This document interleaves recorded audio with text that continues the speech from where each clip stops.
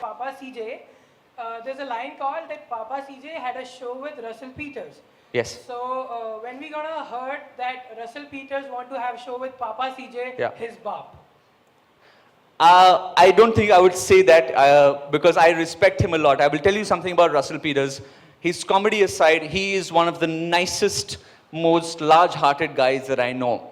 And I think that is a huge part of his success because today, 90% of people can do the job in most places. People will work with you because they want to work with you. Russell, fantastic guy. You sit with him backstage, it's like us having a chat here.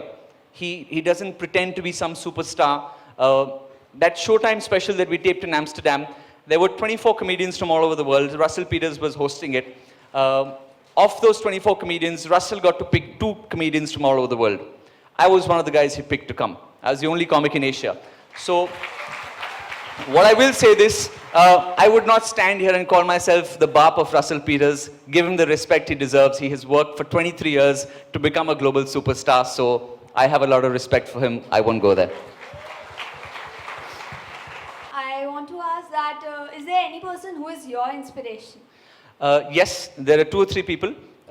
One, Russell, for being a really nice guy. Second, Sachin Tendulkar. What is fantastic about him, his greatest attributes for me are 2.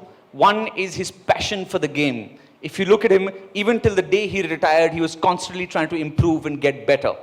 That is passion. He's not focused about everything else. And secondly, the humility.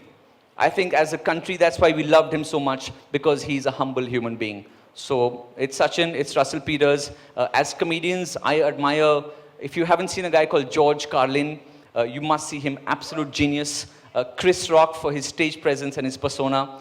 And there's a lot of comics who are not as famous, who have worked with, who are really nice guys who do good work. For me, that means a lot more than being somebody famous who isn't nice to people or does mediocre work. There's a comedian called Adam Hills. Have a look at him. One of the nicest guys I know. The only comic in the world I know where you walk out of his show and you feel warm and fuzzy and good about yourself. He's fantastic. There's a guy called Provenza in the US. He organizes this show called The Set List, where comics get on. Robin Williams did that show. Comics get on. They don't have a list of what they're going to perform about. A random word comes on the screen at the back, and you have to do stand-up about that. These are people who go out there and actually promote the art form. They promote comedians. There's a guy called Jonathan Atherton, who works out of Singapore and Malaysia. He's 52 years old, maybe slightly older. He's been doing comedy for over 20 years. But he's a comedian's comedian. He encourages young guys. He helps them grow. For me, I respect people like that.